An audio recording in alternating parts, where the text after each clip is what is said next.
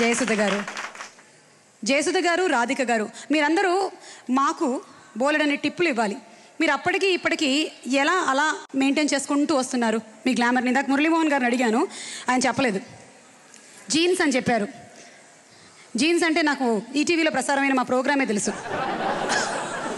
జయసుధ గారు, 43 సంవత్సరాల మీ సినీ ప్రయాణం, ఎన్నో మజిలీలు, ఎన్నో అందమైనటువంటి అనుభవాలు, వాటిలో కొన్ని మా కోసం. కొన్ని అంటే అసలు ఏది గుర్తులేదు.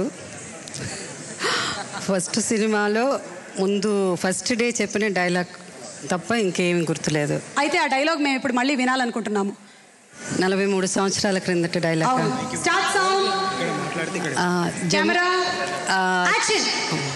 ఆ చిత్రం పేరు పండంటి కాపురం.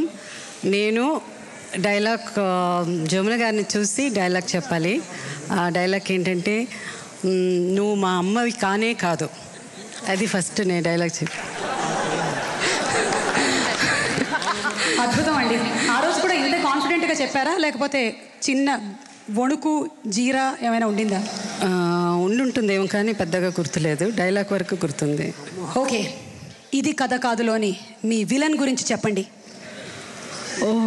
ఇది కథ కాదులో విలన్ అంటే, యాక్చువల్గా మనం బ్యాడ్ క్యారెక్టర్ అంటే విలన్ అనుకుంటాం. ఇది కథ కాదులో నా భర్త క్యారెక్టర్ చేసింది Chiranjeevi garu. But hero in a negative role అవుతుంది అది. So hero in a negative role. So Chiranjeevi garu అంటే ఆ cinema it's a great experience. ఎందుకంటే one of the India's greatest director K Balachandra గారి దర్శకత్వంలో మేము నటించడం, ఆ స్కూల్ నుంచే వచ్చామని అనాలి నేనైతే. అండ్ సో ఆ సినిమాలో శరత్ బాబు గారు ఉన్నారు, అండ్ కమల్ హాసన్ గారు ఉన్నారు. చాలా బోల్డ్ మూవీ. ఈ రోజుల్లో అలాంటి మంచి చిత్రాలు అంత ధైర్యంగా బోల్డ్గా సబ్జెక్ట్స్ రావట్లేదు. But it's a great journey Chiranjeevi గారితో and the mega hero Chiranjeevi గారు.